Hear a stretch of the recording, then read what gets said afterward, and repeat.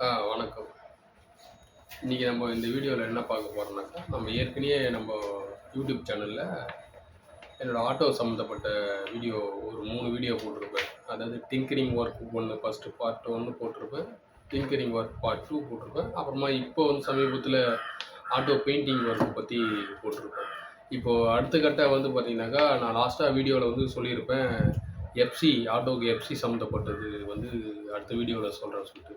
இப்போ அதை பற்றி தான் நம்ம இந்த வீடியோவில் பார்க்க போகிறோம். இது என்னன்னாக்கா, இந்த எஃப்சி சம்மந்தப்பட்டது நம்ம ஆர்டிஓவில் போயிட்டு விசாரிக்கலான்னு சொல்லிட்டு விசாரித்தாக்கா, அமௌண்ட் அதிகமாக சொல்கிறாங்க. அதான் ஆர்டிஓவில் இல்லை, அந்த ப்ரோக்கிங் பண்ணுறவங்க, உதாரணத்துக்கு டிரைவிங் ஸ்கூலில் இது பண்ணுறவங்க கிட்டத்தட்ட ஒரு ஏதோ இன்சூரன்ஸோடு சேர்த்து எஃப்சி நம்ம ஆட்டோ பார்த்திங்கனாக்கா பர்மிட்டும் முடிஞ்சு போச்சு. பர்மிட்டு, இன்சூரன்ஸு எல்லாமே சேர்த்து பார்த்திங்கன்னா, ஒருத்தர் 26,000 ரூபா கேட்குறாங்க, இன்னொருத்தர் 24,500 ரூபா கேட்குறாங்க, இன்னொருத்தர் ஒரு 25,000 ரூபா இந்த ரேஞ்ச் ஆகும். ஏன்னாக்கா, அந்த பழைய பர்மிட் சரண்டர் பண்ணிட்டு தான் புது பர்மிட் தான் அப்ளை பண்ணப்படும் அப்படின்னு சொன்னாங்க. அதுவும் இல்லாமல் இப்போது நம்ம ஆர்டிஓவில் தற்காலிகமாக பர்மிட்டு நிறுத்தி வைக்கப்படும் வேறு ஒரு தகவல் சொல்லியிருக்காங்க. அதனால் உடனே போடணும் அப்படின்னாங்க. இப்போ நம்ம கையில் அவ்வளோ பட்ஜெட்டு இல்லை. அதனால் ஏற்கனவே டிங்கரிங் ஒர்க் முடிச்சிருக்கோம், பெயிண்டிங் ஒர்க்கெல்லாம் பண்ணியிருக்கோம். அப்புறமா எலக்ட்ரிக்கல் ஒர்க்கு கொஞ்சம் நம்ம வீடியோவில் பார்த்துருப்பீங்க. தனியாக அந்த மெக்கானிக் அந்த ஒயர் கிளச்சு கேபிள் இதெல்லாம் மாட்டிக்கிறதுக்கு அது தனி, இந்த மாதிரிலாம் கணக்கு போயிட்டுருக்கு. இதெல்லாம் நான் ஒரு தனியாக ஒரு வீடியோ எவ்வளோ அமௌண்ட் ஆச்சுன்னு சொல்லிட்டு ஒரு வீடியோ போடுறேன். இப்போ என்னன்னா, நம்ம ஆர்டிஓவுக்கு தகவல் உரிமை சட்டத்தில் கேள்வி கேட்கறதுக்கு பதில் ஒரு ஆர்டிஐ போடலான்னு சொல்லிட்டு முடிவு பண்ணியிருக்கேன். அதுதான் இந்த வீடியோவில் நம்ம பார்க்க போகிறோம். அது என்னன்னாக்கா, இப்போ என்னோடய பெயர், பெறுநர், அனுப்புநர்லேருந்து என்னோடய பெயரெல்லாம் போட்டு, பெறுநர் பொது தகவல் அலுவலர், வட்டார போக்குவரத்து அலுவலகம், ஆர்டிஓ அப்படின்னு சொல்லிட்டு நம்ம போடுறோம். அது காஞ்சிபுரம் ஆர்டிஓ, நம்ம இருக்கிறது காஞ்சிபுரத்தில் காஞ்சிபுரம் ஆர்டிஓக்கு போடுறோம். இப்போ பார்த்தீங்கன்னாக்கா, நான் தகவல் என்ன கேட்க போகிறேன்னாக்கா, தகவல் அறியும் உரிமை சட்டம் 2005 கீழ் ஆட்டோ எஃப்சி மற்றும் பர்மிட் தொடர்பான நடைமுறை கோருதல் சொல்லிட்டு பொருள் போட்டேன். இப்போ நாம் பிரிவு தகவல் உரிமை சட்டம் 2005 பிரிவு 6 கீழ் பின்வரும் தகவல் வழங்க கோரிக்கை கேட்குறேன். இப்போ ஃபஸ்ட்டு நான் கேட்கறது என்னன்னாக்கா, ஒரு ஆட்டோவிற்கு தகுதி சான்று, அதாவது எஃப்சி புதுப்பிக்கும் விண்ணப்பிக்கும் போது சமர்ப்பிக்க வேண்டிய அரசு படிவங்கள், அதாவது அந்த ஃபார்ம் பட்டியல் மற்றும் அவற்றுடன் இணைக்க வேண்டிய ஆவணங்கள், அதாவது ஆர்சி, இன்சூரன்ஸ், பொல்யூஷன் சர்டிஃபிகேட், இவை போன்ற விவரங்கள் வழங்க இவைகள் ஒவ்வொன்றும் எத்தனை நகல் ஜெராக்ஸ் சமர்ப்பிக்க வேண்டும். நம்ம அப்ளை பண்ணும்போது இந்த ஆர்சி புக்கு, பொல்யூஷன் சர்டிஃபிகேட்டு, அப்புறமா இன்சூரன்ஸ், இந்த மாதிரி நம்ம அப்ளை பண்ணும்போது எத்தனை ஜெராக்ஸ் என்ன வைக்கணும் அப்படின்னு சொல்லிட்டு ஃபஸ்ட்டு கேட்டிருக்கேன். ரெண்டாவது கேள்வி பார்த்திங்கன்னா, பர்மிட். இப்போ பர்மிட் காலாவதி ஆன பிறகு அதை புதுப்பிக்க ரெனிவல் சட்டத்தின் இடம் உண்டா, அல்லது பழைய பர்மிட்டை ஒப்படைத்துவிட்டு அதை சரண்டர் இல்லை புதிய பர்மிட் வாங்க வேண்டும்னா இதற்கு அரசாணை, அது ஜிஓ நகல் வழங்க வேண்டும். அந்த மாதிரி எதனா அரசாங்கத்தில் இது இருக்கா, ஜிஓ இருக்கும் எப்படியும், அந்த இது கொடுங்க. அதை புதிய பர்மிட் வாங்கிறதுக்கு இல்லை பழைய பர்மிட் சரண்டர் பண்ணி நம்ம இது பண்ணதுக்கோசம் அந்த ஜிஓ கேட்டிருக்கேன். மூணாவது கேள்வி பார்த்தீங்கன்னா, அது ஆன்லைன், அதை பரிவர்த்தனம் மூலம், அந்த இதில் ஆன்லைன் பரிவர்த்தனை மூலம் கட்டணம் செலுத்தி பிறகு எத்தனை நாட்கள் வண்டியை ஆய்வுக்கு கொண்டு வர வேண்டும். அதாவது நம்ம ஆன்லைனில் பண்ணிட்டு பிறகு அது எத்தனை நாளில் அந்த அமௌண்ட்டு கட்டணும். ஒருவேளை அதிகாரி ஆய்வு செய்ய தாமதம் செய்தால் ஏற்கனவே செலுத்திய கட்டணத்தை திரும்ப பெறும் ரீஃபண்ட் அல்லது கால நீடிப்பு செய்ய வழிமுறை உள்ளதா. இப்போ இதில் ஏன் அந்த கேள்வி நான் கேட்டிருந்தேக்கா, இப்போ நம்ம டைரெக்டாக போயிட்டு நம்ம இது பண்ணும்போது எப்படியும் அவங்கள நம்மளை டைரெக்டாக பண்ண விட மாட்டாங்க. ஏன்னா அவங்க கமிஷன் பேசிக் தான். அதனால தான் இந்த பரிவர்த்தனை மூலிமா நம்ம அமௌண்ட்டு கட்டிட்டு பிறகு நம்ம போகும்போது இந்த ஃபார்ம் வேணும், அது வேணும்னு கேட்பாங்க. அதனால தான் ரீஃபண்ட் இருக்கா, இல்லை நம்ம இப்போ ஆன்லைனில் பண்ண பிறகு அதிகாரி எவ்வளோ நாளில் ஆய்வு பண்ணணும், இல்லை ரீஃபண்ட் பண்ணதுக்கு ரிட்டர்ன் ஆகிறதுக்கு எதனா வழிமுறை இருக்கான்னு சொல்லிட்டு அந்த மூணாவது கேள்வி கேட்டிருக்கேன். இப்போ நாலாவது கேள்வி என்னன்னாக்கா, எஃப்சி ஆய்வின் போது ஆட்டோவின் நிறம், ஸ்டிக்கர், எழுத்து அளவு, நிறம் மற்றும் அவசர கால உபகரணம் அதாவது பார்த்தீங்கன்னா அந்த ஃபஸ்ட் எய்ட் பாக்ஸு, அப்புறமா அந்த எமர்ஜென்சி இது இருக்கும், இந்த ஃபயர் இது பண்ணது ஆட்டோவில் வைப்பாங்க, அது தொடர்பான பின்பற்ற வேண்டிய விதிமுறைகள், நகல் வழங்குவோம், அந்த மாதிரி எதனா இருந்தாக்கா அந்த நகல் கொடுங்க அப்படின்னு சொல்லிட்டு கேட்டிருக்கோம். ஏன்னா நம்ம எது மிஸ்டேக் பண்ணியிருக்கோமோன்னு சொல்லிட்டு நம்ம டைரெக்டாக மூவ் பண்ணதுனால அதனால் பண்ணுவோம். அதனால் அதை என்ன அப்படின்னு சொல்லியிருக்கோம். இப்போ 5வது கேள்வி வந்துனாக்கா, பொதுமக்கள் நேரடியாக விண்ணப்பிக்கும் போது அங்கீகரிக்கப்பட்ட நபர் அல்லது இடைத்தரகர் தலையீட்டு தவிர்க்க அலுவலகத்தில் செய்யப்பட்டுள்ள ஏற்பாடுகள் என்ன அப்படின்னு சொல்லிட்டு நம்ம கேட்டிருக்கோம். அதாவது நம்ம பொதுமக்கள் நம்ம டைரெக்டாக போகிறோம் பார்த்தீங்கன்னா, டைரெக்டாக போனாக்கா ஆஃபீஸில் யாரு கையில் போய் கேட்கறது? இப்போ ஒரு ஆர்டி ஆஃபீஸ் போனாக்கா நம்ம யார் அங்கே வந்து உட்காந்து பதில் சொல்ல மாட்டாங்க.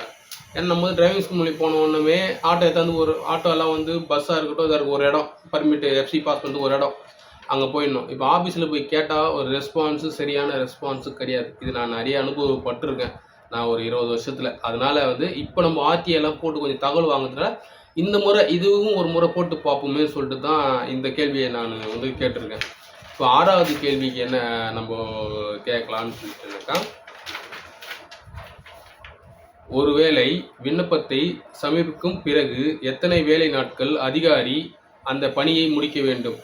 அதாவது பார்த்தீங்கன்னாக்கா பணியை முடிக்க வேண்டுமா, குடிமக்கள் சாசனத்தின் அடிப்படையில் கால அவகாசம் என்ன, அதாவது சிட்டிசன் அதை எவ்வளோ நாட்கள் இல்லை அவங்க வந்து அந்த அதிகாரி வந்து அது நிர்ணயிக்கணும்னு சொல்லிட்டு அந்த இது கேட்டிருக்கேன். இப்போ 7வது, ஒருவேளை உரிய காரணமின்றி விண்ணப்பம் தள்ளுபடி செய்யப்பட்டாலோ அல்லது அதிகாரி முறையாக பதில் அளிக்காவிட்டாலோ மேல்முறையீடு செய்ய வேண்டும் அதிகாரியின் பதவி, பெயர் மற்றும் முகவரி தரவும். அதாவது பார்த்தீங்கன்னாக்கா நம்ம வந்து இந்த இப்போ டைரெக்டாக நம்ம மூவ் பண்ணிடுறோம், பரிவர்த்தனையில் போயிட்டு அமௌண்ட்டு கட்டி எஃப்சிக்கு பார்த்தீங்கன்னாக்கா எனக்கு நான் விசாரிச்சு வரலும் இன்னும் வெப்சைட்டில் போய் இன்னும் பார்க்கல, 700 ரூபான்னு சொல்கிறாங்க. இப்போ 700 ரூபாய்க்கும் நம்ம அந்த சரண்டர் பண்ணதுக்கு ஒரு 1000 ரூபாய் இல்லை ஒரு 2000 ரூபாய் கட்டணுன்றாங்க. அப்படி பார்த்தா கூட டோட்டலி பார்த்தீங்கன்னா ஒரு 3000 ரூபாய் தான் ஆகும். இன்சூரன்ஸ்னு பார்த்தா கூட நம்மளது வந்து ஒரு 5 வருஷத்து வண்டி தான் அப்படின்னா கூட ஒரு 5000 ரூபாய் தான் ஆகும். டோட்டலி என்னோடய கணக்கு வந்து ஒரு 10,000 ரூபாய்க்குள்ளே தான் ஆகும். ஏன்னா வந்து நம்ம பர்மிட் முடிஞ்சு போச்சு, எஃப்சி இது பண்ணுறதுனால ஒரு 10 ரூபாய்க்குள்ள தான். ஆனால் இவங்க கேட்கறது வந்து கிட்டத்தட்ட 26,000 ரூபாய் கிட்ட கேட்குறாங்க. 16,000 ரூபாய் எக்ஸ்ட்ரா போகுது. இது எனக்கு தெரிஞ்சு 10 ரூபாயில் முடியணும். அதனால தான் இந்த ஆர்டிஐயே நான் வந்து போடுறேன். இப்போ அதுக்கப்புறம் பார்த்தீங்கன்னா, மேற்கொண்டு தகவலை சட்டப்படி 30 நாட்கள் எனக்கு வழங்க வேண்டும். இதற்கு ஆனால் 10 ரூபாயான நீதிமன்ற விலை ஸ்டாம்ப், அதாவது கோர்ட்டு ஸ்டாம்ப் போட்டிருக்கேன். இப்போ இந்த ஆர்டிஐ வந்து நம்ம வந்து ஆர்டிஓக்கு வந்து போட்டிருக்கோம். 30 நாளில் என்ன பதில் வருதுன்னு பார்ப்போம். பதில் வந்த பிறகு தான் அடுத்த கட்ட நடவடிக்கை நம்ம பார்க்கணும், முறையாக பதில் தராங்களா இல்லை இவங்க என்ன பண்ணலான்னு சொல்லிட்டு. ஏன்னா நம்ம எல்லாமே இந்த டிரைவிங்ஸ் மூலிமா அந்த புரோக்கர்ஸ் மூலிமா இருக்கவங்க கையே போயிட்டு நிறைய நம்ம ரொம்ப பைசா வந்து நம்ம ஏமாத்துறாங்க நிறையா. அதனால் எதுவாக இருந்தாலும் நம்ம ஒரு முறை முயற்சி பண்ணி பார்ப்போம். தப்போ ரைட்டோ ஒரு முறை முயற்சி பண்ணி பார்க்கறதுனால நம்ம ஒன்றையும் இது பண்ணி போதில்லை. எவ்வளோ இந்த ஆட்டோவுக்கு வந்து 2 வருஷம் ஆயிடுச்சு சில ப்ராப்ளங்கள்னால, அதாவது பட்ஜெட் ப்ராப்ளத்தினால பண்ண முடியாது போயிடுச்சு. ஆழ்ந்தாந்து போச்சு, இன்னும் கொஞ்சம் வெயிட் பண்ணி பார்ப்போமே சொல்லிட்டு தான் நான் பண்ணிக்கிட்டு இருக்கிறேன். இப்போ நம்ம ஆட்டோவில் வந்து நீங்கள் ஃபுல் ஒர்க்கு டிங்கரிங் ஒர்க்லேருந்து பெயிண்டிங் ஒர்க்கெல்லாம் போட்டிருக்கேன். இதுவும் ஒரு இதுவாக எடுத்து போட்டு டோட்டலி இந்த ஆட்டோவுக்கு ஒரு எஃப்சி பண்ணால் எவ்வளோ ஆகுதுன்னு சொல்லிட்டு தான் இந்த வீடியோவை நான் இது பண்ணுறேன். ஏன்னாக்கா இன்றைக்கி நிறைய ரேபிட்டோ இந்த மாதிரிலாம் வந்து இது பண்ணுறாங்க, ஓட்டுறாங்க பைக் டாக்ஸி எல்லாம். அவங்களுக்கெல்லாம் தெரியாது. மினிமம் ஒரு 50,000 இல்லை 1,00,000 கூட 50,000 செகண்ட் ஹேண்ட் வண்டி வாங்கிக்கலாம். இப்போ புது வண்டி வாங்கினா கூட 1,00,000 ரூபாய்க்கு மேலே வாங்கிட்டு அவங்க ஈஸியாக ரேபிட்டோ ஓட்டு போயிடுறாங்க. ஆனால் ஆட்டோ வந்து பார்த்தீங்கன்னாக்கா இன்றைக்கி சிம்பிளாகவே ஒரு ஆட்டோ, அது காம்பேக்ட் ஆட்டோ வாங்கினாவே ஒரு 3.5 லட்ச ரூபா வருது. அதுக்கப்புறம் அதுக்கு இன்ட்ரெஸ்ட்டு மாதமானா இஎம்ஐ கட்டணும், கட்டிட்டு 2 வருஷத்துக்கு ஒரு முறை இன்சூரன்ஸு இந்த மாதிரி இதெல்லாம் இருக்குது. இவ்வளோவும் வந்து தனிப்பட்ட முறையில் வந்து நம்ம கட்டினா பரவாயில்ல. இவங்க ப்ரோக்கிங் கூலி கொடுத்து பொண்ணு ஆட்டோ டாப்பெல்லாம் அடித்து இவ்வளோ செலவெல்லாம் ஆகுது. இப்போ என்னோடய கணக்கு நான் தோராயமாக வந்து என்னோடய கணக்கு வந்து பார்த்தீங்கன்னாக்கா மினிமம் ஒரு 50 ரூபானா ஆயுது இந்த எஃப்சி வேலைக்குன்னு வந்தாவே. அதாவது நான் சொல்லுறது ரொம்ப கம்மி பட்ஜெட்டில் இந்த மாதிரி ப்ரோக்கிங் கூலி அப்புறமா டிங்கரிங்கெல்லாம் வந்து பயங்கரமாக வந்து அமௌண்ட் சொல்கிறாங்க. நான் வந்து அடுத்த வீடியோவில் மொத்தம் ஓவரால் ஆட்டோ ஃபினிஷிங் பண்ணி எவ்வளோ ஆச்சுன்னு வீடியோவில் சொல்லும் போது டிங்கரிங் எவ்வளோ ஆச்சு, பெயிண்டிங் எவ்வளோ ஆச்சு இதெல்லாம் நான் சொல்கிறேன். இப்போ வந்து அது வேண்டாம், என்னை முடிச்சுட்டு நான் ஒரு சொன்னால் தான். இப்போது என் கணக்கில் சிம்பிளாக ஒரு தோராயமாக ஒரு வண்டி பார்த்தால 50 ரூபா கிட்ட வந்துடும். இதை வந்து இந்த பைக் டாக்ஸி, இந்த ரேபிடோ ஓட்டுறவங்கலாம் நீங்கள் கொஞ்சம் மனசில் வச்சுன்னு பார்க்கணும். ஆட்டோக்கார் ஏன் சண்டை போடுறாங்க, எல்லா இடத்துலையும் இந்த பிரச்சனை நடக்குது. ஏன்னா அவங்க வந்து முதலீடு போட்டிருக்காங்க, இன்சூரன்ஸு, டேக்ஸு எல்லாமே கட்டி பார்க்குறாங்க. அதில் வந்து பார்த்தீங்கன்னா இன்றைக்கி பெட்ரோல் விலைக்கு, கேஸ் விலைக்கு எல்லாம் போட்டு ஒன்றையும் இது பண்ண முடியல. அதனால தான் அவங்க கோவப்படுறாங்க. அதனால தான் நான் உங்களுக்கு கூட சொல்கிறேன், நீங்கள் ரேபிடோ ஓட்டுறது கூட நீங்கள் ஒரு ஆட்டோ வாங்கி ஓட்டலாம். அது ஒன்றும் அசிங்கமான தொழில், தப்பான தொழில் இல்லை. ஆனால் நீங்கள் வந்து எல்லாம் என்ன நினைக்கிறாங்க, ஆட்டோ ஓட்டினா அது ரொம்ப ஒரு இதுவாக நினைக்கிறாங்க, ஆட்டோக்காரன் தானே அப்படின்னு. ஆனால் அதில் உள்ள கஷ்டங்கள் நிறைய இருக்குது. இப்போ அதே ஆட்டோவிலேயே வந்து பிரச்சனைகள் பார்த்தீங்கன்னாக்கா, இன்னொரு ஸ்டாண்டில் போய் ஓட்ட முடியாது. ஏன் என் ஸ்டாண்டான ஓட்டுறா அப்படின்ற மாதிரி நிறைய ப்ராப்ளங்கள் இருக்குது. அதனால் நீங்கள் வந்து இந்த பைக் டாக்ஸி, ரேபிடோ ஓட்டுறவங்களாம் நீங்களும் வண்டி வாங்கிக்கிங்க, ஆட்டோ வாங்கிக்கங்க, டாக்ஸி வாங்கி ஓட்டுங்க. தயவுசெய்து பைக்கில் ஓட்டாதீங்க. அதுதான் உங்களுக்கு சொல்கிறேன். நான் எதனா தப்பாக அந்த பைக் டாக்ஸி, இந்த ரேபிடோ ஓட்டுறது தப்பாக சொன்னால் மன்னிச்சிடுங்க. ஏன்னா நீங்கள் கஷ்டத்தை பாருங்கள். ஆர்டிஓ ஆஃபீஸ் எல்லாம் போய் பார்த்தா தான் உங்களுக்கு தெரியும். அதுவும் இல்லாமல் கேஸ் சும்மானா ஒரு அதாவது போகும்போது வண்டியில் கேஸே இல்லைனா கூட ஒரு கேஸ் ஒன்று போடுறாங்க. இப்போ நம்ம கேஸே இல்லாமல் வண்டி ஓட்டியிருந்தா கூட ஆர்டிஓ ஆஃபீஸ் போகும்போது ஒரு கேஸ் போட்டாகணும்னு சொல்லிட்டு ஒரு கேஸ் ஒன்று ஃபைல் பண்ணுறாங்க. 100 ரூபானா ஒரு 500 ரூபானான்னு. அந்த 500 ரூபா சம்பாதிக்கிறது தான் அவ்வளோ கஷ்டப்படுறோம். ஆனால் ஒரு கேஸ் போடுறாங்க. அந்த மாதிரியெல்லாம் இருக்குது. அதுக்கு தான் உங்களுக்கு நான் வந்து சொல்கிறேன். நான் வேறு எதனா தப்பாக சொல்லியிருந்தா நண்பர்கள் எல்லாம் மன்னிச்சிடுங்க. இதோட இந்த வீடியோ முடிச்சுக்கிறேன். இந்த ஆர்டி போட்டிருக்கேன், வந்த பிறகு ஒரு வீடியோ நான் போடுறேன். அதே மாதிரி என் சேனலை கொஞ்சம் சப்ஸ்கிரைப் பண்ணுங்கள், லைக் பண்ணுங்கள், ஷேர் பண்ணுங்கள். நான் ஒரு 10 நாள் ஆச்சு வீடியோ போட்டு. ஏன்னா நேர நெருக்கடி இல்லாமல் போட முடியல. நம்ம இங்கே வந்து போடுறதுனால நிறைய டிஸ்டர்பன்ஸ் நம்ம ஏரியாவில் வந்து இந்த வேலை நடக்குது.